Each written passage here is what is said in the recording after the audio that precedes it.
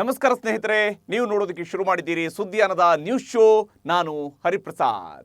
ಇವತ್ತಿನ ನ್ಯೂಸ್ ಶೋದಲ್ಲಿ ಸಾಕಷ್ಟು ಕುತೂಹಲಕಾರಿಯಾಗಿರುವ ಸಂಗತಿಗಳಿವೆ. ಅದನ್ನು ಒಂದೊಂದಾಗಿ ನಿಮಗೆ ವಿವರಿಸ್ತಾ ಹೋಗ್ತೀನಿ. ಅಂದಹಾಗೆ ಸುದ್ದಿಯಾನದ ಸಬ್ಸ್ಕ್ರೈಬರ್ ಆಗೋದಕ್ಕೆ ನೀವು ಮರಿಬೇಡಿ. ಬಿಜೆಪಿಯ ಯುವ ಮೋರ್ಚಾದ ರಾಷ್ಟ್ರೀಯ ಅಧ್ಯಕ್ಷ ತೇಜಸ್ವಿ ಸೂರ್ಯ ವಿಮಾನದ ಎಮರ್ಜೆನ್ಸಿ ಡೋರ್ ಓಪನ್ ಮಾಡಿ ಎಡವಟ್ಟು ಮಾಡಿಕೊಂಡಿದ್ದಾರೆ ಅನ್ನೋದರ ಬಗ್ಗೆ ಮಾಹಿತಿಯನ್ನು ಕೊಡ್ತೀನಿ. ಇನ್ನು ಬಿಜೆಪಿ, ಕಾಂಗ್ರೆಸ್ ಸೇರಿದಂತೆ ರಾಜಕೀಯ ಪಕ್ಷಗಳ ಖಜಾನೆಗೆ ದೇಣಿಗೆ ರೂಪದಲ್ಲಿ ಎಷ್ಟು ಹಣ ಹರಿದು ಬಂದಿದೆ ಅನ್ನೋದರ ಬಗ್ಗೆಯೂ ಕೂಡ ನಿಮಗೆ ಮಾಹಿತಿಯನ್ನು ನೀಡ್ತೀನಿ. ಹಾಗೆಯೇ ಪಠಾಣ್ ಚಿತ್ರಕ್ಕೂ ಮೊದಲು ಕಾಶ್ಮೀರ್ ಫೈಲ್ಸ್ ಸಿನಿಮಾ ರಿಲೀಸ್ ಆಗ್ತಾ ಇರೋದು ಏಕೆ, ಮಹಾರಾಷ್ಟ್ರದ 1 ಕೋಟಿ ಮೊಟ್ಟೆ ಕಥೆಯನ್ನು ಕೂಡ ಇವತ್ತು ಹೇಳ್ತೀನಿ. ಜೊತೆಗೆ ಕ್ರೀಡೆ ಮತ್ತು ಅಂತಾರಾಷ್ಟ್ರೀಯ ಸುದ್ದಿಗಳು ಕೂಡ ಇವತ್ತಿನ ನ್ಯೂಸ್ ಶೋದಲ್ಲಿವೆ. ಅವೆಲ್ಲವನ್ನು ಕೂಡ ನಿಮ್ಮ ಮುಂದಿಡ್ತಾ ಇದ್ದೀನಿ. ಈಗ ಮೊದಲ ಸುದ್ದಿಯ ಕಡೆಗೆ ಗಮನ ಹರಿಸೋಣ. ಕಳೆದ ತಿಂಗಳು ಅಂದರೆ ಡಿಸೆಂಬರ್ 10ರಂದು ತಮಿಳುನಾಡಿನ ತಿರುಚಿರಾಪಳ್ಳಿ ವಿಮಾನ ನಿಲ್ದಾಣದಲ್ಲಿ ಇಂಡಿಗೋ ವಿಮಾನದ ಎಮರ್ಜೆನ್ಸಿ ಡೋರ್ ಇದ್ದಕ್ಕಿದ್ದಂತೆ ಓಪನ್ ಆಗಿತ್ತು. ಅಂದು ಸುಮಾರು 2 ಗಂಟೆಗಳ ಬಳಿಕ ತಡವಾಗಿ ಈ ವಿಮಾನ ಟೇಕ್ ಆಫ್ ಆಯಿತು. ಎಮರ್ಜೆನ್ಸಿ ಡೋರ್ ಮೇಲೆ ಕೈ ಇಟ್ಟಿದ್ರಿಂದಲೇ ಡೋರ್ ಓಪನ್ ಆಗಿತ್ತು ಅನ್ನುವಂಥದ್ದು ನಂತರ ಗೊತ್ತಾಯಿತು. ಈ ಘಟನೆಗೆ ಡೋರ್ ಓಪನ್ ಆಗಿದ್ದು ಹೇಗೆ, ಆ ಪ್ರಯಾಣಿಕ ಕೂಡ ಈ ಘಟನೆಯ ಬಗ್ಗೆ ಕ್ಷಮೆ ಕೂಡ ಯಾಚಿಸಿದ್ದ. ಆದರೆ ಪ್ರಯಾಣಿಕನ ಹೆಸರನ್ನು ಮಾತ್ರ ಇಂಡಿಗೋ ವಿಮಾನಯಾನ ಸಂಸ್ಥೆ ಬಹಿರಂಗಪಡಿಸಿರಲಿಲ್ಲ. ಆದ್ರೀಗ ಅಂದು ಎಮರ್ಜೆನ್ಸಿ ಡೋರ್ ಓಪನ್ ಮಾಡಿದ ವ್ಯಕ್ತಿ ಬೇರೆ ಯಾರೂ ಅಲ್ಲ, ಅದು ಭಾರತೀಯ ಜನತಾ ಪಕ್ಷದ ರಾಷ್ಟ್ರೀಯ ಯುವ ಮೋರ್ಚಾದ ಅಧ್ಯಕ್ಷ ತೇಜಸ್ವಿ ಸೂರ್ಯ ಅಂತ ಗೊತ್ತಾಗಿದೆ. ಡೋರ್ ಓಪನ್ ಮಾಡಿರುವಂಥದ್ದು ತೇಜಸ್ವಿ ಸೂರ್ಯ, ಸಂಸದರಾಗಿರುವಂಥ ತೇಜಸ್ವಿ ಸೂರ್ಯ. ಇನ್ನು ತಮ್ಮ ತಪ್ಪಿಗೆ ತೇಜಸ್ವಿ ಸೂರ್ಯ ಸಹ ಪ್ರಯಾಣಿಕರ ಬಳಿ ಕ್ಷಮೆ ಕೂಡ ಅವತ್ತು ಕೇಳಿದ್ರಂತೆ. ಈ ಸಂದರ್ಭದಲ್ಲಿ ತಮಿಳುನಾಡು ಬಿಜೆಪಿಯ ಅಧ್ಯಕ್ಷ ಅಣ್ಣಾಮಲೈಯವರು ಕೂಡ ತೇಜಸ್ವಿಯವರ ಜೊತೆಗಿದ್ರಂತೆ. ಇನ್ನು ಈ ಘಟನೆಯನ್ನು ಪ್ರಸ್ತಾಪಿಸಿ ಕಾಂಗ್ರೆಸ್ ತೇಜಸ್ವಿ ಸೂರ್ಯ ವಿರುದ್ಧ ವಾಗ್ದಾಳಿ ನಡೆಸಿದೆ. ವಿಮಾನದಲ್ಲಿ ಮಕ್ಕಳಾಟಿಕೆ ಮಾಡಿ ಪ್ರಯಾಣಿಕರ ಜೀವದ ಜೊತೆಗೆ ತೇಜಸ್ವಿ ಆಟವಾಡಿದ್ದಾರೆ. ತೇಜಸ್ವಿ ಉದ್ದೇಶವಾದರೂ ಏನಾಗಿತ್ತು, ವಿಮಾನ ಟೇಕ್ ಆಫ್ ಆಗಿ ಅನಾಹುತ ಸಂಭವಿಸಿದರೆ ಯಾರು ಹೊಣೆಯಾಗ್ತಾ ಇದ್ರು, ಪ್ರಕರಣದ ಬಗ್ಗೆ ಯಾಕೆ ಇನ್ನೂ ತನಿಖೆ ನಡೆಸಿಲ್ಲ, ತೇಜಸ್ವಿ ಸೂರ್ಯ ಅವರನ್ನು ಯಾಕೆ ವಿಚಾರಣೆಗೆ ಒಳಪಡಿಸಿಲ್ಲ ಅಂತ ಸಾಲು ಸಾಲು ಪ್ರಶ್ನೆಗಳನ್ನು ಕಾಂಗ್ರೆಸ್ ಕೇಳಿದೆ. ದೇಶದ ರಾಜಕೀಯ ಪಕ್ಷಗಳ ಖಜಾನೆಯಲ್ಲಿ ಕೋಟಿ ಕೋಟಿ ಹಣ ತುಂಬಿಕೊಂಡಿದೆ. ದೇಣಿಗೆ ಹೆಸರಲ್ಲಿ ಪಕ್ಷಗಳು ಬೊಕ್ಕಸ ಭರ್ತಿ ಮಾಡಿಕೊಳ್ತಿವೆ. ಅದರಲ್ಲೂ ಕೇಂದ್ರದಲ್ಲಿ ಆಡಳಿತದಲ್ಲಿರುವ ಬಿಜೆಪಿಯ ಸಂಪತ್ತನ್ನು ಕೇಳೋದೇ ಬೇಡ. ವರ್ಷದಿಂದ ವರ್ಷಕ್ಕೆ ಬಿಜೆಪಿಯ ಬೊಕ್ಕಸಕ್ಕೆ ಭಾರೀ ಪ್ರಮಾಣದಲ್ಲಿ ಹಣ ಹರಿದು ಬರ್ತಾನೆ ಇದೆ. 2018ರಿಂದ 2022ರ ಅವಧಿಯಲ್ಲಿ ಬಿಜೆಪಿ ದೇಣಿಗೆ ರೂಪದಲ್ಲಿ ಅತಿ ಹೆಚ್ಚು ಹಣವನ್ನು ಪಡ್ಕೊಂಡಿರುವಂತಹ ಪಕ್ಷ ಅನ್ನುವಂಥದ್ದು ಈಗ ಗೊತ್ತಾಗಿದೆ. ಚುನಾವಣಾ ಆಯೋಗದ ಅಂಕಿಅಂಶಗಳ ಪ್ರಕಾರ 2018ರಿಂದ 2022ರ ಅವಧಿಯಲ್ಲಿ ಬಿಜೆಪಿಗೆ ಬರೋಬ್ಬರಿ 5,270 ಕೋಟಿ ರೂಪಾಯಿ ದೇಣಿಗೆ ರೂಪದಲ್ಲಿ ಬಂದಿದೆ. ಈ 4 ವರ್ಷದಲ್ಲಿ ದೇಶದಲ್ಲಿರುವ ಎಲ್ಲ ರಾಜಕೀಯ ಪಕ್ಷಗಳಿಗೆ ಒಟ್ಟು 9,208 ಕೋಟಿ ರೂಪಾಯಿ ದೇಣಿಗೆ ಬಂದಿತ್ತು. ಈ ಪೈಕಿ 57% ದೇಣಿಗೆ ಹಣ ಬಿಜೆಪಿ ಒಂದರ ಬೊಕ್ಕಸಕ್ಕೆ ಮಾತ್ರನೇ ಸೇರಿತ್ತು. ಹಾಗಾದರೆ ಯಾವೆಲ್ಲ ಪಕ್ಷಕ್ಕೆ ಎಷ್ಟೆಷ್ಟು ಹಣ ಬಂದಿದೆ ಅನ್ನುವಂತಹ ಮಾಹಿತಿಯನ್ನು ಕೂಡ ನಿಮ್ಮ ಮುಂದಿಡ್ತಾ ಇದ್ದೀವಿ. ನಿಜಕ್ಕೂ ನಮ್ಮ ರಾಜಕೀಯ ಪಕ್ಷಗಳು ಕುಬೇರ ಪಕ್ಷಗಳೇ ಇವು. ಬಿಜೆಪಿಯ ಬೊಕ್ಕಸಕ್ಕೆ 5,270 ಕೋಟಿ ರೂಪಾಯಿ ದೇಣಿಗೆ ರೂಪದಲ್ಲಿ ಬಂದಿದೆ ಅನ್ನೋದನ್ನು ಈಗಾಗಲೇ ಹೇಳಿದೆ. ಇನ್ನು ಕಾಂಗ್ರೆಸ್ಗೆ 964 ಕೋಟಿ ರೂಪಾಯಿ ಬಂದಿದ್ರೆ TMCಗೆ 767 ಕೋಟಿ ರೂಪಾಯಿ ದೇಣಿಗೆ ರೂಪದಲ್ಲಿ ಬಂದಿದೆ.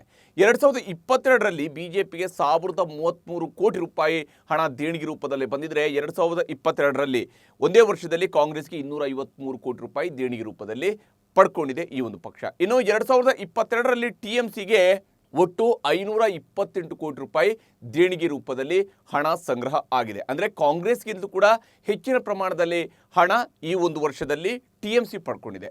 ಹಾಗಂತ ರಾಜಕೀಯ ಪಕ್ಷಗಳಿಗೆ ಇಷ್ಟೆಲ್ಲ ಹಣವನ್ನು ಸುಮ್ಮನೆ ಕಟ್ಟಿ ಇಡೋದಕ್ಕೂ ಕೂಡ ಆಗೋದಿಲ್ಲ. ಚುನಾವಣೆ ಬೇರೆ ಹತ್ತಿರ ಬರ್ತಾ ಇದೆ. ಪಕ್ಷದ ನಾಯಕರ ಓಡಾಟ, ಕಾರ್ಯಕರ್ತರ ಖರ್ಚು ವೆಚ್ಚ, ಸಾಲು ಸಾಲು ಸಮಾವೇಶಗಳು, ರ್ಯಾಲಿ, ಇವೆಲ್ಲದಕ್ಕೂ ಕೂಡ ಪಾರ್ಟಿ ಫಂಡ್ನಿಂದ ಹಣ ಖರ್ಚು ಮಾಡಬೇಕಾಗತ್ತೆ. ಇನ್ನು ಕೇವಲ ದೇಶದಲ್ಲಿರುವಂತಹ ಬೆಂಬಲಿಗರಷ್ಟೇ ಅಲ್ಲದೆ ವಿದೇಶಗಳಿಂದಲೂ ಕೂಡ ಪಕ್ಷಗಳಿಗೆ ದೇಣಿಗೆ ರೂಪದಲ್ಲಿ ಹಣ ಹರಿದು ಬರ್ತಾ ಇರುತ್ತೆ. ಇಲ್ಲಿ ಒಂದು ಅಂಶವನ್ನು ನಾವು ಸೇರಿಸಲೇಬೇಕು. ಒಂದು, ರಾಜಕೀಯ ಪಕ್ಷಗಳಿಗೆ ಬಂದಿರುವಂತಹ ಹಣದ ವಿಚಾರ ಒಂದು ದೇಣಿಗೆ ರೂಪದಲ್ಲಿ, ಅದರ ಖರ್ಚು ವೆಚ್ಚಕ್ಕೆ ಸಂಬಂಧಪಟ್ಟಂತೆ ಕೂಡ ಸಾಕಷ್ಟು ಚರ್ಚೆಗಳು ಇದ್ದೇ ಇರ್ತವೆ. ಮತ್ತು ರಾಜಕೀಯ ಪಕ್ಷಗಳು ಪಡಿತಾ ಇರುವಂತಹ ಈ ದೇಣಿಗೆ ರೂಪದ ಹಣ ನಿಜಕ್ಕೂ ಯಾವ ಮೂಲದಿಂದ ಯಾರು ಯಾವ ಸ್ವರೂಪದಲ್ಲಿ ಕೊಟ್ಟರು ಅನ್ನೋದ್ರ ಬಗ್ಗೆ ಕೂಡ ಬಹಳಷ್ಟು ಚರ್ಚೆ ವಿಮರ್ಶೆಗಳು ನಮ್ಮಲ್ಲಿ ನಡೀತಾ ಇರುತ್ತೆ. ಅದೇನೇ ಇದ್ರೂ ಕೂಡ ಈ ಕಳೆದ 4 ವರ್ಷಗಳಲ್ಲಿ ನಮ್ಮ ರಾಜಕೀಯ ಪಕ್ಷಗಳು ಸುಮಾರು 9,500 ಕೋಟಿ ರೂಪಾಯಿಯಷ್ಟು ಹಣವನ್ನು ದೇಣಿಗೆ ರೂಪದಲ್ಲಿ ಸಂಗ್ರಹಿಸಿವೆ. ಕೊರೋನಾ ಅದು ಇದು ಅಂತೇಳಿ ಎಲ್ಲ ಉಳಿದವರೆಲ್ಲರೂ ಕೂಡ ಸಂಕಷ್ಟಗಳನ್ನು ಎದುರಿಸ್ತಾ ಇದ್ದಾರೆ. ರಾಜಕೀಯ ಪಕ್ಷಗಳಿಗೆ ಬಹುಶಃ ಈ ರೀತಿಯಂತೆ ಯಾವ ಹೊಡೆತವೂ ಕೂಡ ಬಿದ್ದಂತೆ ಕಂಡು ಬರ್ತಾ ಇಲ್ಲ. ಈ ನಡುವೆ 3 ರಾಜ್ಯಗಳ ವಿಧಾನಸಭೆ ಚುನಾವಣೆಗೆ ಇಂದು ದಿನಾಂಕ ಘೋಷಣೆಯಾಗಿದೆ. ತ್ರಿಪುರಾ, ಮೇಘಾಲಯ ಮತ್ತು ನಾಗಾಲ್ಯಾಂಡ್ನಲ್ಲಿ ಚುನಾವಣೆ ನಡೆಯಲಿದ್ದು ಕೇಂದ್ರ ಚುನಾವಣಾ ಆಯೋಗ ಮತದಾನದ ದಿನಾಂಕವನ್ನು ಪ್ರಕಟಿಸಿದೆ. 3 ರಾಜ್ಯಗಳಲ್ಲಿ ಒಂದೇ ಹಂತದ ಮತದಾನಕ್ಕೆ ವ್ಯವಸ್ಥೆ ಮಾಡಲಾಗಿದ್ದು ಫೆಬ್ರವರಿ 16ರಂದು ತ್ರಿಪುರಾ ಜನತೆ ವೋಟ್ ಮಾಡಲಿದ್ದಾರೆ. ಮೇಘಾಲಯ ಮತ್ತು ನಾಗಾಲ್ಯಾಂಡ್ನಲ್ಲಿ ಫೆಬ್ರವರಿ 27ರಂದು ಮತದಾನ ನಡೆಯಲಿದೆ. ಇನ್ನು ಮಾರ್ಚ್ 2ರಂದು ಚುನಾವಣಾ ಫಲಿತಾಂಶ ಘೋಷಣೆಯಾಗಲಿದೆ. ತ್ರಿಪುರಾದಲ್ಲಿ ಸದ್ಯ ಬಿಜೆಪಿ ಅಧಿಕಾರದಲ್ಲಿದ್ದು ನಾಗಾಲ್ಯಾಂಡ್ನಲ್ಲಿ ನ್ಯಾಷನಲಿಸ್ಟ್ ಡೆಮೊಕ್ರಾಟಿಕ್ ಪ್ರೋಗ್ರೆಸಿವ್ ಪಕ್ಷ ಅಧಿಕಾರವನ್ನು ನಡೆಸ್ತಾ ಇದೆ. ಇನ್ನು ಮೇಘಾಲಯದಲ್ಲಿ ನ್ಯಾಷನಲ್ ಪೀಪಲ್ಸ್ ಪಾರ್ಟಿ ಆಡಳಿತವನ್ನು ನಡೆಸ್ತಿದೆ. ಈ ವರ್ಷ ಕರ್ನಾಟಕ ಸೇರಿದಂತೆ ಒಟ್ಟು 9 ರಾಜ್ಯಗಳಲ್ಲಿ ವಿಧಾನಸಭೆಗೆ ಚುನಾವಣೆ ನಡೆಯಲಿದೆ. ಇಂದು ದೆಹಲಿ ವಿಧಾನಸಭೆಯಲ್ಲಿ ಜಣಜಣ ಕಾಂಚಾಣ ಭಾರೀ ಸದ್ದು ಮಾಡಿದೆ. ಆಮ್ ಆದ್ಮಿ ಪಕ್ಷದ ಶಾಸಕ ಮಹೇಂದರ್ ಗೋಯಲ್ ಚೀಲವೊಂದರಲ್ಲಿ ಕಂತೆ ನೋಟು ತುಂಬಿಸಿಕೊಂಡು ಬಂದು ಸದನದಲ್ಲಿ ಪ್ರದರ್ಶಿಸಿದ್ದಾರೆ. ಅಷ್ಟೇ ಅಲ್ಲದೆ ದೆಹಲಿಯ BR ಅಂಬೇಡ್ಕರ್ ಸರ್ಕಾರಿ ಆಸ್ಪತ್ರೆಯಲ್ಲಿ ಖಾಸಗಿ ಕಾಂಟ್ರಾಕ್ಟರ್ ಒಬ್ಬರು ನನಗೆ ಲಂಚದ ಆಮಿಷ ಒಡ್ಡಿದ್ದಾರೆ. ಆಸ್ಪತ್ರೆಗೆ ತಾತ್ಕಾಲಿಕ ಸಿಬ್ಬಂದಿ ನೇಮಕ ಪ್ರಕ್ರಿಯೆಯಲ್ಲಿ ಅಕ್ರಮ ನಡೆದಿದ್ದು ಈ ಬಗ್ಗೆ ಪ್ರಶ್ನಿಸದಂತೆ ಲಂಚದ ಆಮಿಷ ಒಡ್ಡಿದ್ದಾರೆ. ನನಗೆ ಜೀವ ಬೆದರಿಕೆ ಕೂಡ ಇದೆ ಅಂತ ಹಣವನ್ನು ಪ್ರದರ್ಶಿಸಿ ಆಪ್ ಶಾಸಕ ಗಂಭೀರ ಆರೋಪ ಮಾಡಿದ್ದಾರೆ. ಇನ್ನು ಖಾಸಗಿ ಕಾಂಟ್ರಾಕ್ಟರ್ ವಿರುದ್ಧ ಕ್ರಮ ಕೈಗೊಳ್ಳಬೇಕು, ನನ್ನ ಜೀವಕ್ಕೆ ಅಪಾಯ ಇದ್ದು ರಕ್ಷಣೆ ನೀಡಬೇಕು ಅಂತ ಸದನದಲ್ಲಿ ಮನವಿ ಮಾಡಿದರು. ಇದೇ ವರ್ಷ ಭಾರತ ಜಗತ್ತಿನಲ್ಲಿ ಅತಿ ಹೆಚ್ಚು ಜನಸಂಖ್ಯೆ ಹೊಂದಿರುವ ರಾಷ್ಟ್ರ ಎನಿಸಿಕೊಳ್ಳಲಿದೆ ಅಂತ ವಿಶ್ವಸಂಸ್ಥೆಯೇ ಭವಿಷ್ಯ ನುಡಿದಿದೆ. ಸದ್ಯ ಚೀನಾ ಜಗತ್ತಿನಲ್ಲೇ ಅತಿ ಹೆಚ್ಚು ಜನಸಂಖ್ಯೆಯನ್ನು ಹೊಂದಿರುವಂತಹ ರಾಷ್ಟ್ರವಾಗಿದೆ. ಆದರೆ ಈ ವರ್ಷದ ಅಂತ್ಯದ ವೇಳೆಗೆ ಭಾರತ ಜನಸಂಖ್ಯೆಯಲ್ಲಿ ಚೀನಾವನ್ನು ಮೀರಿಸುವ ಸಾಧ್ಯತೆ ಇದೆ ಅಂತ ವಿಶ್ವಸಂಸ್ಥೆ ಹೇಳಿದೆ. ಚೀನಾ ಈಗ 141 ಕೋಟಿಗೂ ಅಧಿಕ ಜನಸಂಖ್ಯೆಯನ್ನು ಹೊಂದಿರುವಂತಹ ರಾಷ್ಟ್ರವಾಗಿದ್ದು ಇತ್ತ ಭಾರತದಲ್ಲಿ ಸದ್ಯ 138 ಕೋಟಿಗೂ ಹೆಚ್ಚು ಜನರಿದ್ದಾರೆ. ಇನ್ನು ಭಾರತದ ಜನಸಂಖ್ಯೆ ಕುರಿತು ಸರ್ಕಾರದ ಒಂದಷ್ಟು ಅಂಕಿಅಂಶಗಳನ್ನು ತೋರಿಸ್ತೀವಿ ನಿಮಗೆ. ಆ ಮೂಲಕ ಜನಸಂಖ್ಯಾ ಸ್ಫೋಟ ಒಂದು ಕಡೆಯಲ್ಲಿ ಭಾರತದಲ್ಲಿ ಆಗ್ತಾ ಇದೆ, ಮತ್ತೊಂದು ಕಡೆಯಲ್ಲಿ ಚೀನಾದಲ್ಲಿ ಜನಸಂಖ್ಯೆ ಕುಸಿತ ಆಗ್ತಾ ಇರುವಂಥದ್ದು ಕೂಡ ಬಹಳ ಗಮನಾರ್ಹವಾಗಿರುವಂತಹ ಅಂಶ. ಅದನ್ನು ವಿಶೇಷವಾಗಿ ಭಾರತದಲ್ಲಿ ಉತ್ತರ ಪ್ರದೇಶ ಅತಿ ಹೆಚ್ಚು ಜನಸಂಖ್ಯೆಯನ್ನು ಹೊಂದಿರುವಂತಹ ರಾಜ್ಯ. ಯಾಕೆಂದರೆ ಇದು ಅತಿ ದೊಡ್ಡ ರಾಜ್ಯವೂ ಕೂಡ ಹೌದು, ಅತ್ಯಂತ ಹೆಚ್ಚು ಜನಸಂದಣಿಯನ್ನು ಹೊಂದಿರುವಂತಹ ರಾಜ್ಯವೂ ಹೌದು. ಉತ್ತರ ಪ್ರದೇಶದಲ್ಲಿ 23 ಕೋಟಿಗೂ ಹೆಚ್ಚು ಜನ ವಾಸವಾಗಿದ್ದಾರೆ. ಅತಿ ಹೆಚ್ಚು ಯುವಕರನ್ನು ಹೊಂದಿರುವಂತಹ ರಾಷ್ಟ್ರಗಳ ಪಟ್ಟಿಯಲ್ಲೂ ಕೂಡ ಭಾರತ ಮುಂಚೂಣಿಯಲ್ಲಿದೆ. ದೇಶದಲ್ಲಿ 27.3ರಷ್ಟು ಮಂದಿ 15ರಿಂದ 29 ವರ್ಷದ ಒಳಗಿನಂತಹ ಜನಸಂಖ್ಯೆಯನ್ನು ಭಾರತ ಹೊಂದಿರುವಂಥದ್ದು. ಭಾರತದಲ್ಲಿ ಜನಸಂಖ್ಯೆ ಏರಿಕೆಯ ಸರಾಸರಿ ಪ್ರಮಾಣ 1.7%ನಷ್ಟಿದೆ. ಇಷ್ಟು ಪ್ರಮಾಣದಲ್ಲಿ ಭಾರತದಲ್ಲಿ ಜನಸಂಖ್ಯೆ ಪ್ರತಿ ವರ್ಷ ಏರಿಕೆ ಆಗ್ತಾ ಇದೆ. ಹೀಗೆ ಭಾರತ ಜನಸಂಖ್ಯೆಯ ಮೂಲಕವಾಗಿ ಈಗ ವಿಶ್ವದ ನಂಬರ್ 1 ಸ್ಥಾನವನ್ನು ಪಡೆಯೋದ್ರ ಕಡೆಗೆ ಹತ್ರ ಆಗ್ತಾ ಇದೆ.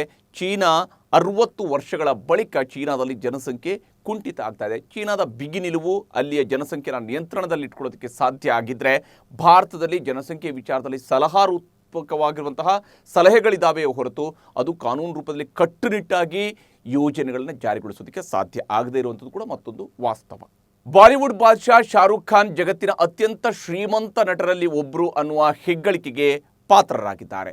ಜಾರ್ಜಿಯಾ ಯೂನಿವರ್ಸಿಟಿಯ ಅಂಕಿಅಂಶಗಳ ವರದಿಯ ಪ್ರಕಾರ ಜಗತ್ತಿನ 8 ಅತಿ ಶ್ರೀಮಂತ ನಟರ ಪೈಕಿ ಶಾರುಖ್ ಖಾನ್ 4ನೇ ಸ್ಥಾನ ಪಡ್ಕೊಂಡಿದ್ದಾರೆ. ಈ ಮೂಲಕ ಶಾರುಖ್ ಜಗತ್ತಿನ ಅತಿ ದೊಡ್ಡ ಶ್ರೀಮಂತ ನಟ ಅಂತ ಕರೆಸ್ಕೊಳ್ತಾ ಇದ್ದಾರೆ. ಇನ್ನು ಹಾಲಿವುಡ್ ನಟ ಜೆರ್ರಿ ಸಿನ್ಫೀಲ್ಡ್ $1 ಬಿಲಿಯನ್ ಹೆಚ್ಚು ಸಂಪತ್ತನ್ನು ಹೊಂದಿದ್ದು ಜಗತ್ತಿನ ನಂಬರ್ 1 ಶ್ರೀಮಂತ ನಟ ಎನಿಸಿಕೊಂಡಿದ್ದಾರೆ. ಇನ್ನು ಶಾರುಖ್ ಖಾನ್ $770 ಮಿಲಿಯನ್ ಹೆಚ್ಚು ಸಂಪತ್ತನ್ನು ಹೊಂದಿರುವಂತಹ ವ್ಯಕ್ತಿ. ಈ ನಡುವೆ ಸಂದರ್ಶನವೊಂದರಲ್ಲಿ ಮುಂಬೈನಲ್ಲಿರುವ ಮನ್ನತ್ ಹೆಸರಿನ ಬಂಗಲೆಯೇ ನಾನು ಖರೀದಿಸಿದ ಅತ್ಯಂತ ಬೆಲೆ ಬಾಳುವ ಆಸ್ತಿ ಅಂತ ಶಾರುಖ್ ಹೇಳಿಕೊಂಡಿದ್ದಾರೆ. ಭಾರೀ ವಿವಾದ ಸೃಷ್ಟಿಸಿರುವ ಶಾರುಖ್ ಖಾನ್ ಮತ್ತು ದೀಪಿಕಾ ಪಡುಕೋಣೆ ನಟನೆಯ ಪಠಾಣ್ ಚಿತ್ರ ಇದೇ ತಿಂಗಳ 25ನೇ ತಾರೀಕಿನಂದು ರಿಲೀಸ್ ಆಗಲಿದೆ. ಆದರೆ ಅದೇ ಸಂದರ್ಭದಲ್ಲಿಯೇ ಮತ್ತೊಂದು ವಿವಾದಿತ ಚಿತ್ರ ದಿ ಕಾಶ್ಮೀರ್ ಫೈಲ್ಸ್ ರಿಲೀಸ್ ಆಗ್ತಾ ಇದೆ. ಕಳೆದ ವರ್ಷ ಮಾರ್ಚ್ನಲ್ಲಿ ರಿಲೀಸ್ ಆಗಿದ್ದ ಕಾಶ್ಮೀರ್ ಫೈಲ್ಸ್ ಬಾಕ್ಸ್ ಆಫೀಸ್ನಲ್ಲಿ ಭಾರಿ ಸದ್ದು ಮಾಡಿತ್ತು. 300 ಕೋಟಿ ರೂಪಾಯಿಗೂ ಅಧಿಕ ಕಲೆಕ್ಷನ್ ಅನ್ನು ಇದು ಮಾಡಿಕೊಂಡಿತ್ತು. ಇದೀಗ ಪಠಾಣ್ ಚಿತ್ರದ ರಿಲೀಸ್ಗೂ ಮುನ್ನ ಅಂದರೆ ಜನವರಿ 19ರಂದು ದಿ ಕಾಶ್ಮೀರ್ ಫೈಲ್ಸ್ ಮತ್ತೊಮ್ಮೆ ಥಿಯೇಟರ್ಗಳಲ್ಲಿ ಪ್ರದರ್ಶನಗೊಳ್ಳಲಿದೆ. ಶಾರುಖ್ ಖಾನ್ ಸಿನಿಮಾ ರಿಲೀಸ್ಗೂ ಮುನ್ನವೇ ಕಾಶ್ಮೀರ್ ಫೈಲ್ಸ್ ರಿಲೀಸ್ ಮಾಡೋದಕ್ಕೆ ನಿರ್ದೇಶಕ ವಿವೇಕ್ ಅಗ್ನಿಹೋತ್ರಿ ನಿರ್ಧರಿಸಿರುವಂಥದ್ದು ಯಾವ ಕಾರಣಕ್ಕಾಗಿ, ಇದರ ಹಿಂದಿರುವಂತಹ ಉದ್ದೇಶ ಏನು ಅನ್ನೋದರ ಬಗ್ಗೆಯೂ ಕೂಡ ಈಗ ಬಿಸಿ ಚರ್ಚೆ ನಡೀತಾ ಇದೆ. ಈ ಮಧ್ಯೆ ಪಠಾಣ್ ಸಿನಿಮಾ ರಿಲೀಸ್ಗೂ ಮುನ್ನ ಯಾವುದೇ ಮಾಧ್ಯಮಗಳಿಗೆ ಸಂದರ್ಶನ ನೀಡದೇ ಇರೋದಕ್ಕೆ ಪಠಾಣ್ ಚಿತ್ರತಂಡ ನಿರ್ಧಾರವನ್ನು ಕೈಗೊಂಡಿದೆ. ಚಿತ್ರದ ಬಗ್ಗೆ ಯಾವುದೇ ಹೊಸ ವಿವಾದ ಸೃಷ್ಟಿಯಾಗಬಾರದು ಅನ್ನುವಂತಹ ನಿಟ್ಟಿನಲ್ಲಿ ಇಂಥದ್ದೊಂದು ನಿರ್ಧಾರವನ್ನು ಕೈಗೊಳ್ಳಲಾಗಿದೆ. ಸಂದರ್ಶನದ ವೇಳೆ ಕೆಲ ವಿವಾದಾತ್ಮಕ ಪ್ರಶ್ನೆಗಳಿಗೆ ಉತ್ತರಿಸುವ ಸಂದರ್ಭ ಎದುರಾಗಬಹುದು, ಆಗ ಮತ್ತೊಂದಷ್ಟು ಹೊಸ ವಿವಾದಗಳು ಸೃಷ್ಟಿಯಾಗಬಹುದು. ಇದು ಸಿನಿಮಾ ರಿಲೀಸ್ ಮೇಲೆ ಭಾರಿ ಪರಿಣಾಮವನ್ನು ಬೀರುತ್ತೆ. ಹೀಗಾಗಿ ಶಾರುಖ್ ಖಾನ್, ದೀಪಿಕಾ ಪಡುಕೋಣೆ ಸೇರಿದಂತೆ ಪಠಾಣ್ ಚಿತ್ರದ ಯಾರೊಬ್ಬರೂ ಕೂಡ ಸಿನಿಮಾ ರಿಲೀಸ್ಗೂ ಮೊದಲು ಮಾಧ್ಯಮಗಳಿಗೆ ಸಂದರ್ಶನ ನೀಡೋದಿಲ್ಲ ಅನ್ನುವಂಥ ತೀರ್ಮಾನಕ್ಕೆ ಬಂದಿದ್ದಾರೆ. ನೋಡಿ ಹೇಗೆ ಪರಿಸ್ಥಿತಿ ಹೇಗಾಗಿದೆ ಅಂತ ಹೇಳಿದರೆ, ಮಾಧ್ಯಮಗಳಿಗೆ ಸಂದರ್ಶನ ನೀಡೋದ್ರ ಮೂಲಕ ವಿವಾದವನ್ನು ಬಗೆಹರಿಸಿಕೊಳ್ಳುವುದರ ಬದಲಿಗೆ ಮಾಧ್ಯಮಗಳಿಗೆ ಸಂದರ್ಶನ ನೀಡುವಂಥದ್ದೇ ಹೊಸ ವಿವಾದವಾಗಿ ಹುಟ್ಟುಕೊಳ್ಳುವಂಥ ಆತಂಕ, ಅಪಾಯ ಚಿತ್ರತಂಡವನ್ನು ಕಾಡ್ತಾ ಇರುವಂಥದ್ದು. ಇಲ್ಲಿ ವಿವಾದಗಳು ಬಗೆಹರಿಸಿಕೊಳ್ಳುವ ಬದಲಿಗೆ ವಿವಾದ ಸೃಷ್ಟಿಯಾಗುತ್ತೇನೋ ಅನ್ನುವಂತಹ ಅನುಮಾನ ಚಿತ್ರತಂಡಕ್ಕೆ ಮೂಡ್ತಾ ಇರುವಂಥದ್ದು ನಿಜಕ್ಕೂ ಕೂಡ ದುರದೃಷ್ಟಕರ. ಒಂದು ಮೊಟ್ಟೆಯ ಕತೆ ಅನ್ನೋ ಸಿನಿಮಾವನ್ನು ನೀವು ನೋಡಿರ್ತೀರಿ, ಆದ್ರೀಗ ನಾನು 1 ಕೋಟಿ ಮೊಟ್ಟೆಯ ಕೊರತೆಯ ಕಥೆಯನ್ನು ನಿಮಗೆ ಹೇಳ್ತಾ ಇದ್ದೀನಿ. ಮಹಾರಾಷ್ಟ್ರದಲ್ಲಿ ದಿನಕ್ಕೆ 1 ಕೋಟಿ ಮೊಟ್ಟೆಗಳ ಕೊರತೆ ಎದುರಾಗಿದೆ. ಹೀಗಾಗಿ ಸರ್ಕಾರ ರಾಜ್ಯದಲ್ಲಿ ಮೊಟ್ಟೆ ಉತ್ಪಾದನೆ ಹೆಚ್ಚಿಸೋದಕ್ಕೆ ಹೊಸ ಯೋಜನೆಯೊಂದನ್ನು ರೂಪಿಸೋದಕ್ಕೆ ಮುಂದಾಗಿದೆ. ಮೊಟ್ಟೆಯ ಉತ್ಪಾದನೆ ಹೆಚ್ಚಿಸುವ ಉದ್ದೇಶದಿಂದ ಪ್ರತಿ ಜಿಲ್ಲೆಗೆ 1,000 ಪಂಜರಗಳ ಜೊತೆಗೆ 21,000 ರೂಪಾಯಿ ಸಬ್ಸಿಡಿ ದರದಲ್ಲಿ 50 ವೈಟ್ ಲೆಗಾರ್ನ್ ಕೋಳಿಗಳನ್ನು ನೀಡೋದಕ್ಕೆ ಮಹಾರಾಷ್ಟ್ರದ ಸರ್ಕಾರ ಈಗ ನಿರ್ಧಾರವನ್ನು ಕೈಗೊಂಡಿದೆ. ಮಹಾರಾಷ್ಟ್ರದಲ್ಲಿ ದಿನಕ್ಕೆ ಜನರು 2.25 ಕೋಟಿಗೂ ಹೆಚ್ಚು ಮೊಟ್ಟೆಗಳನ್ನು ಸೇವಿಸ್ತಾರೆ. ಆದರೆ ಮಹಾರಾಷ್ಟ್ರದಲ್ಲಿ ಈಗ ದಿನಕ್ಕೆ 1.25 ಕೋಟಿ ಮೊಟ್ಟೆಗಳನ್ನು ಮಾತ್ರನೇ ಉತ್ಪಾದನೆ ಮಾಡಲಾಗ್ತಾ ಇದೆ. ಹೀಗಾಗಿ ಸದ್ಯ ಮೊಟ್ಟೆಗಳ ಕೊರತೆಯನ್ನು ನೀಗಿಸೋದಕ್ಕೆ ಕರ್ನಾಟಕ, ತೆಲಂಗಾಣ ಮತ್ತು ತಮಿಳುನಾಡಿನಿಂದ ಮೊಟ್ಟೆಗಳನ್ನು ಮಹಾರಾಷ್ಟ್ರಕ್ಕೆ ತರಿಸಿಕೊಳ್ಳಲಾಗ್ತಾ ಇದೆ.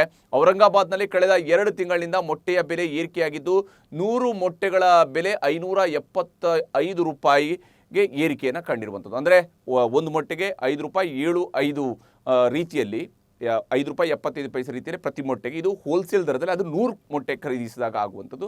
ಉಳಿದಂತೆ ರಿಟೇಲಲ್ಲಿ ಮತ್ತಷ್ಟು ಜಾಸ್ತಿ ಇದೆ ಅನ್ನುವಂಥದ್ದು ಇಲ್ಲಿ ಗೋಚರ ಆಗ್ತಾ ಇದೆ. ಇನ್ನು ಅಮರನಾಥ ಯಾತ್ರಿಕರಿಗೆ ಕೇಂದ್ರ ಸರ್ಕಾರ ಒಂದು ಸಿಹಿ ಸುದ್ದಿಯನ್ನು ನೀಡಿದೆ. ಲಡಾಖ್ ಮತ್ತು ಜಮ್ಮು ಮಧ್ಯೆ ಎಲ್ಲ ಹವಾಮಾನ ಪರಿಸ್ಥಿತಿಯಲ್ಲೂ ಕೂಡ ಸಂಚರಿಸೋದಕ್ಕೆ 22 ಕಿಲೋಮೀಟರ್ ಉದ್ದದ ಹೊಸ ರಸ್ತೆ ನಿರ್ಮಾಣ ಮಾಡೋದಕ್ಕೆ ಕೇಂದ್ರ ಸರ್ಕಾರ ನಿರ್ಧಾರವನ್ನು ಕೈಗೊಂಡಿದೆ. ಈ ಪೈಕಿ ಸುಮಾರು 11 ಕಿಲೋಮೀಟರ್ ಉದ್ದದ ಸುರಂಗ ಮಾರ್ಗ ಕೂಡ ನಿರ್ಮಾಣ ಆಗಲಿದೆ. ಫೆಬ್ರವರಿ 13ರಿಂದ ರಸ್ತೆ ನಿರ್ಮಾಣಕ್ಕೆ ಬಿಡ್ಡಿಂಗ್ ಶುರುವಾಗಲಿದೆ. ಮುಂದಿನ 5 ವರ್ಷಗಳ ಒಳಗೆ ಅಮರನಾಥ ಯಾತ್ರಿಕರಿಗಾಗಿ ನೂತನ ರಸ್ತೆ ಸಿದ್ಧಗೊಳ್ಳಲಿದೆ. ಈಗಿರುವ ಹಾದಿ ಭಾರೀ ದುರ್ಗಮ ರಸ್ತೆ ಆಗಿರೋದ್ರಿಂದಾಗಿ ಪ್ರವಾಹ, ಭೂಕುಸಿತ ಸಂಭವಿಸ್ತಾನೆ ಇರುತ್ತೆ. 2016ರಿಂದ 2019 ಮಧ್ಯೆ 107 ಮಂದಿ ಯಾತ್ರಿಕರು ಈ ಒಂದು ಪ್ರಯಾಣದ ವೇಳೆ ಬಲಿಯಾಗಿದ್ದರು. ಕಳೆದ ವರ್ಷ 42 ಯಾತ್ರಿಕರು ಇಲ್ಲಿ ಸಾವಿಗೀಡಾಗಿದ್ದರು. ಹೀಗಾಗಿ ಕೇಂದ್ರ ಸರ್ಕಾರ ಯಾತ್ರಿಕರ ಸುರಕ್ಷತೆಗಾಗಿ ಪ್ರತ್ಯೇಕ ರಸ್ತೆ ನಿರ್ಮಾಣಕ್ಕೆ ಈಗ ತೀರ್ಮಾನವನ್ನು ಕೈಗೊಂಡಿದೆ. ನ್ಯೂಜಿಲೆಂಡ್ ವಿರುದ್ಧದ ಮೊದಲ ಏಕದಿನ ಪಂದ್ಯದಲ್ಲಿ team India opener Shubman Gill ದ್ವಿಶತಕವನ್ನು ಸಿಡಿಸಿ ಮಿಂಚಿದ್ದಾರೆ. ಕೇವಲ 148 ಎಸೆತಗಳಲ್ಲಿ ಗಿಲ್ 208 ರನ್ ಬಾರಿಸಿದ್ದಾರೆ. ಈ ಮೂಲಕ ಏಕದಿನ ಕ್ರಿಕೆಟ್ನಲ್ಲಿ ದ್ವಿಶತಕ ಸಿಡಿಸಿದ ಭಾರತದ 5ನೇ ಆಟಗಾರ ಅನ್ನುವ ಹೆಗ್ಗಳಿಕೆಗೆ ಶುಭ್ಮನ್ ಗಿಲ್ ಪಾತ್ರರಾಗಿದ್ದಾರೆ. ಅಷ್ಟೇ ಅಲ್ಲದೆ ಏಕದಿನ ಕ್ರಿಕೆಟ್ನಲ್ಲಿ ಅತಿ ವೇಗವಾಗಿ 1000 ರನ್ಗಳನ್ನು ಪೂರೈಸಿರುವ ಭಾರತೀಯ ಬ್ಯಾಟ್ಸ್ಮನ್ ಅನ್ನುವಂತಹ ಹೊಸ ದಾಖಲೆ ಕೂಡ ಈಗ ಶುಭ್ಮನ್ ಹೆಸರಿನಲ್ಲಿದೆ. ಕೇವಲ 19 ಪಂದ್ಯಗಳಲ್ಲಿ ಟೀಂ ಇಂಡಿಯಾದ ಯುವ ಬ್ಯಾಟ್ಸ್ಮನ್ 1000 ರನ್ಗಳನ್ನು ಕಲೆ ಹಾಕಿದ್ದಾರೆ. ಇನ್ನು ನ್ಯೂಜಿಲೆಂಡ್ ಆಟಗಾರರು ಇಂದಿನ ಪಂದ್ಯದಲ್ಲಿ ಕ್ಯಾಚ್ಗಳನ್ನು ಬಿಟ್ಟು ಗಿಲ್ಗೆ ಒಂದಷ್ಟು ಜೀವದಾನ ಕೂಡ ನೀಡಿರುವಂಥದ್ದು ದ್ವಿಶತಕ ಬಾರಿಸೋದಕ್ಕೆ ಸಹಕಾರಿ ಆಗಿತ್ತು. ಕಾರು ಅಪಘಾತದಲ್ಲಿ ಗಾಯಗೊಂಡು ಆಸ್ಪತ್ರೆಗೆ ದಾಖಲಾಗಿದ್ದ ಕ್ರಿಕೆಟಿಗ ರಿಷಬ್ ಪಂತ್ ಇನ್ನು 2 ವಾರಗಳಲ್ಲಿ ಡಿಸ್ಚಾರ್ಜ್ ಆಗಲಿದ್ದಾರೆ. ಮುಂಬೈನ ಕೋಕಿಲಾಬೆನ್ ಆಸ್ಪತ್ರೆಯಲ್ಲಿ ಚಿಕಿತ್ಸೆ ಪಡಿತಾ ಇರುವಂತಹ ಪಂತ್ ಈಗ ಬಹುತೇಕ ಚೇತರಿಸಿಕೊಂಡಿದ್ದಾರೆ. ಪಂತ್ಗೆ ಒಟ್ಟು 2 ಸರ್ಜರಿಗಳನ್ನು ಮಾಡಲಾಗಿತ್ತು. ಇದೀಗ ವೇಗವಾಗಿ ಚೇತರಿಸಿಕೊಳ್ತಾ ಇರುವಂತಹ ಪಂತ್ ಡಿಸ್ಚಾರ್ಜ್ ಆದ ಬಳಿಕ 2 ತಿಂಗಳುಗಳ ಕಾಲ ಅವರ ಆರೋಗ್ಯದ ಮೇಲೆ ವೈದ್ಯರೇ ನಿಗಾ ಇರಿಸಲಿದ್ದಾರೆ. ನಂತರ 4ರಿಂದ 6 ವಾರಗಳಲ್ಲಿ ರಿಷಬ್ ಪಂತ್ ಕ್ರಿಕೆಟ್ ಆಡೋದಕ್ಕೆ ಶುರು ಮಾಡಬಹುದು ಅಂತ ವೈದ್ಯರು ಹೇಳಿದ್ದಾರೆ. ಆದರೆ ಈ ಬಾರಿಯ IPL ಟೂರ್ನಿಯಿಂದ ಮಾತ್ರ ಪಂತ್ ಹೊರಗುಳಿಯಲೇಬೇಕಾದಂತಹ ಅನಿವಾರ್ಯತೆ ನಿರ್ಮಾಣವಾಗಿದೆ. ದಿವಾಳಿ ಎದ್ದಿರುವ ಪಾಕಿಸ್ತಾನದಲ್ಲಿ ಯಾವ ಕ್ಷೇತ್ರ ಕೂಡ ಈಗ ನೆಟ್ಟಗಿಲ್ಲ. ಎಲ್ಲಿ ನೋಡಿದರೂ ಅವ್ಯವಸ್ಥೆ, ಅರಾಜಕತೆ ತಾಂಡವ ಆಡ್ತಾ ಇದೆ. ಇದಕ್ಕೆ ಪಾಕ್ ಕ್ರಿಕೆಟ್ ಮಂಡಳಿ ಕೂಡ ಹೊರತಾಗಿಲ್ಲ. ಅತ್ತ ಶೆಹಬಾಜ್ ಶರೀಫ್ ಪ್ರಧಾನಿ ಆಗ್ತಾ ಇದ್ದಂತೆಯೇ ಪಾಕ್ ಕ್ರಿಕೆಟ್ ಮಂಡಳಿಯಲ್ಲೂ ಕೂಡ ಸಾಕಷ್ಟು ಬದಲಾವಣೆಗಳನ್ನು ಮಾಡಲಾಗಿತ್ತು. ರಮೀಜ್ ರಾಜಾರನ್ನ PCB ಮುಖ್ಯಸ್ಥ ಸ್ಥಾನದಿಂದ ಕಿತ್ತು ಹಾಕಿ ನಜಾಮ್ ಸೇತಿ ಎಂಬುವರನ್ನ ಅಲ್ಲಿಗೆ ನೇಮಕ ಮಾಡಲಾಗಿತ್ತು. ಇದೀಗ ಪಾಕ್ ತಂಡಕ್ಕೆ ಹೊಸ ಕೋಚ್ ಹುಡುಕಾಟ ಕೂಡ ನಡೀತಾ ಇದೆ. ದಕ್ಷಿಣ ಆಫ್ರಿಕಾದ ಮಿಕ್ಕಿ ಆರ್ಥರ್ಗೆ ಆಫರ್ ಅನ್ನು ನೀಡಿದರೂ ಕೂಡ ಪಾಕಿಸ್ತಾನದಲ್ಲಿನ ಪರಿಸ್ಥಿತಿ ಸರಿ ಇಲ್ಲ ಅಂತ ಕೋಚ್ ಹುದ್ದೆಯನ್ನು ಅವರು ನಿರಾಕರಿಸಿದ್ದಾರಂತೆ. ಈ ಬಗ್ಗೆ ಮಾತನಾಡಿರುವ ಪಾಕ್ನ ಮಾಜಿ ಕ್ರಿಕೆಟಿಗ ವಾಸಿಂ ಅಕ್ರಮ್, ವಿದೇಶಿಯರು ಎಲ್ಲರೂ ಕೂಡ ಹೆದರಿದ್ದಾರೆ, ನಮ್ಮ ದೇಶಕ್ಕೆ ಬರೋದಕ್ಕೆ ಯಾರೂ ಕೂಡ ತಯಾರಿಲ್ಲ, ವಿದೇಶಿ ಕೋಚ್ಗಳು ಸಿಗ್ತಾ ಇಲ್ಲ ಅಂದಮೇಲೆ ನಮ್ಮವರನ್ನೇ ಕೋಚ್ಗಳನ್ನಾಗಿ ಆಯ್ಕೆ ಮಾಡಿ ಅಂತ ಗರಂ ಆಗಿನೇ PCBಗೆ ಸಲಹೆ ಕೊಟ್ಟಿದ್ದಾರೆ. ಉಕ್ರೇನ್ ರಾಜಧಾನಿ ಕೀವ್ನಲ್ಲಿ ಹೆಲಿಕಾಪ್ಟರ್ ಪತನಗೊಂಡಿದ್ದು ಗೃಹ ಸಚಿವರು ಸೇರಿದಂತೆ ಒಟ್ಟು 18 ಮಂದಿ ಮೃತಪಟ್ಟಿದ್ದಾರೆ. ಎಮರ್ಜೆನ್ಸಿ ಸರ್ವಿಸ್ ಹೆಲಿಕಾಪ್ಟರ್ನಲ್ಲಿ ಪ್ರಯಾಣ ಮಾಡ್ತಾ ಇದ್ದ ವೇಳೆ ಇದ್ದಕ್ಕಿದ್ದಂತೆ ಹೆಲಿಕಾಪ್ಟರ್ ಪತನಗೊಂಡು ಹೊತ್ತಿ ಉಳಿದಿದೆ. ಪೈಲಟ್ ಎಡವಟ್ಟಿನಿಂದಾಗಿಯೇ ದುರಂತ ಸಂಭವಿಸಿದೆ ಎನ್ನಲಾಗ್ತಾ ಇದ್ದು ನಿಖರ ಕಾರಣ ಇನ್ನಷ್ಟೇ ತಿಳಿದು ಬರಬೇಕಿದೆ. ಇನ್ನು 2 ಮಕ್ಕಳು ಕೂಡ ಜೀವವನ್ನು ಕಳ್ಕೊಂಡಿದ್ದಾರೆ. ಗಾಯಗೊಂಡಿರುವ 22 ಮಂದಿಯನ್ನು ಆಸ್ಪತ್ರೆಗೆ ದಾಖಲಿಸಲಾಗಿದೆ. ಇಡೀ ಜಗತ್ತು ಬಿಂದಾಸ್ ಆಗಿದ್ರೆ ಚೀನಾ ಮಾತ್ರ ಕೊರೋನಾ ಕುಲುಮೆಯಲ್ಲಿ ಸಿಲುಕಿ ವಿಲವಿಲ ಅಂತ ಒದ್ದಾಡ್ತಾ ಇದೆ. ಮುಂದಿನ ದಿನಗಳಲ್ಲಿ ಚೀನಾದಲ್ಲಿ ದಿನಕ್ಕೆ 36,000ಕ್ಕೂ ಅಧಿಕ ಮಂದಿ ಕೊರೋನಾಗೆ ಬಲಿಯಾಗುವಂತಹ ಸಾಧ್ಯತೆ ಇದೆ ಅಂತ ತಜ್ಞರು ಎಚ್ಚರಿಕೆಯನ್ನು ನೀಡಿದ್ದಾರೆ. ಡಿಸೆಂಬರ್ ಅಂತ್ಯದ ವೇಳೆಗೆ ಚೀನಾದಲ್ಲಿ ದಿನಕ್ಕೆ 11,000ಕ್ಕೂ ಹೆಚ್ಚು ಮಂದಿ ಬಲಿಯಾಗಿದ್ದಾರೆ. ಈಗ ಸಾವಿನ ಸಂಖ್ಯೆ ಇನ್ನಷ್ಟು ಹೆಚ್ಚಾಗ್ತಾ ಇದೆ. ಕೆಲ ಮೂಲಗಳ ಪ್ರಕಾರ ಕಳೆದ ವರ್ಷ ಡಿಸೆಂಬರ್ನಿಂದ ಇದುವರೆಗೆ ಚೀನಾದಲ್ಲಿ 6 ಲಕ್ಷಕ್ಕೂ ಹೆಚ್ಚು ಮಂದಿ ಮೃತಪಟ್ಟಿದ್ದಾರಂತೆ. ಇನ್ನು ಚೀನಾದಲ್ಲಿ ಕೊರೋನಾ ನಿಯಮಗಳನ್ನೆಲ್ಲ ಸಡಿಲಗೊಳಿಸಲಾಗಿದ್ದು ಪಾಸಿಟಿವ್ ಕೇಸ್ ಮತ್ತು ಸಾವಿನ ಸಂಖ್ಯೆ ಎರಡೂ ಕೂಡ ದುಪ್ಪಟ್ಟಾಗ್ತಾ ಇದೆ. ಎಲಾನ್ ಮಸ್ಕ್ ಟ್ವಿಟರ್ ಸಂಸ್ಥೆಯನ್ನು ಖರೀದಿಸಿದಾಗಲಿಂದಲೂ ಕೂಡ 500ಕ್ಕೂ ಹೆಚ್ಚು ಜಾಹೀರಾತುದಾರರು ಟ್ವಿಟರ್ಗೆ ಜಾಹೀರಾತು ನೀಡುವುದನ್ನು ಸ್ಥಗಿತಗೊಳಿಸಿದ್ದಾರೆ. ಹೀಗಾಗಿ ಟ್ವಿಟರ್ ಆದಾಯದಲ್ಲಿ ಭಾರೀ ಕುಸಿತ ಕಂಡಿದೆ. ಕಳೆದ ವರ್ಷದ ಜನವರಿ ತಿಂಗಳಿಗೆ ಹೋಲಿಕೆ ಮಾಡಿದರೆ ಈ ಬಾರಿ ಟ್ವಿಟರ್ ಆದಾಯ 40% ಕುಸಿತ ಕಂಡಿದೆ. ಟ್ವಿಟರ್ ಖರೀದಿಸಿರುವ ಬಳಿಕ ಸಂಸ್ಥೆಯಲ್ಲಿ ಕೆಲಸ ಮಾಡ್ತಾ ಇದ್ದ 50% ಸಿಬ್ಬಂದಿಯನ್ನು ಮಸ್ಕ್ ಮೊದಲಿಗೆ ಮನೆಗೆ ಕಳುಹಿಸಿದ್ರು. ಇದು ಜಾಹೀರಾತುದಾರರ ಕೆಂಗಣ್ಣಿಗೆ ಕೂಡ ಗುರಿಯಾಗಿತ್ತು. ಹೀಗಾಗಿ ಹಲವು ಕಂಪನಿಗಳು ಮಸ್ಕ್ ಒಡೆತನದ ಟ್ವಿಟರ್ಗೆ ಜಾಹೀರಾತು ನೀಡೋದನ್ನು ನಿಲ್ಲಿಸಿದ್ವು. ನ್ಯೂಸ್ ಶೋ ಮುಗಿಸೋದಕ್ಕಿಂತ ಮುಂಚಿತವಾಗಿ ಒಂದು ಸುಭಾಷಿತವನ್ನು ನಿಮಗೆ ಹೇಳ್ತೀನಿ. ಇತರರಿಗಾಗಿ ನಿಮ್ಮ ಸ್ವಂತಿಕೆಯನ್ನು ಎಂದಿಗೂ ಬಿಟ್ಟು ಕೊಡಬೇಡಿ, ಏಕೆಂದರೆ ಈ ಪ್ರಪಂಚದಲ್ಲಿ ನಿಮ್ಮ ಪಾತ್ರವನ್ನು ನಿಮಗಿಂತ ಚೆನ್ನಾಗಿ ಯಾರೂ ನಿಭಾಯಿಸಲು ಸಾಧ್ಯ ಇಲ್ಲ. ಇದು ಡಾಕ್ಟರ್ APJ ಅಬ್ದುಲ್ ಕಲಾಂ ಅವರ ಮಾತು. ನೋಡಿ, ನಮ್ಮ ಸ್ವಂತಿಕೆ ಅನ್ನುವಂಥದ್ದು ಮಾತ್ರ ನಮ್ಮ ಜೊತೆಗೆ ಇರುವಂಥದ್ದು. ಅದನ್ನು ನಾವು ಇತರರಿಗೆ ಬೇಕಾಗಿ ಬಿಟ್ಟುಕೊಡ್ಬೇಕಾದಂಥ ಅವಶ್ಯಕತೆ ಇಲ್ಲ. ಯಾಕಂದರೆ ಈ ಪ್ರಪಂಚದಲ್ಲಿ ನಮ್ಮ ಪಾತ್ರವನ್ನು ನಾವೇ ನಿಭಾಯಿಸಬೇಕು, ಅದನ್ನು ಬೇರೆನೇ ಯಾರು ಕೂಡ ನಿಭಾಯಿಸೋದಕ್ಕೆ ಸಾಧ್ಯ ಇಲ್ಲ ಅನ್ನುವಂತಹ ಕಿವಿ ಮಾತು ಅಬ್ದುಲ್ ಕಲಾಂ ಅವರದ್ದು. ಇದಾಗಿತ್ತು ಇವತ್ತಿನ ನ್ಯೂಸ್ ಶೋದಲ್ಲಿ ಸಾಕಷ್ಟು ಇಂಟ್ರೆಸ್ಟಿಂಗ್ ಆಗಿರುವಂತಹ ಸುದ್ದಿಯನ್ನು ನಾನು ಪ್ರತಿನಿತ್ಯ ನಿಮಗೆ ನೀಡ್ತಾ ಇರ್ತೀನಿ. ಇದಕ್ಕೆ ಲೈಕ್ ಮಾಡಿ, ಶೇರ್ ಮಾಡಿ ಮತ್ತು ಕಾಮೆಂಟ್ ಮೂಲಕ ನಿಮ್ಮ ಅಭಿಪ್ರಾಯವನ್ನು ತಿಳಿಸಿ. ನಮಸ್ಕಾರ.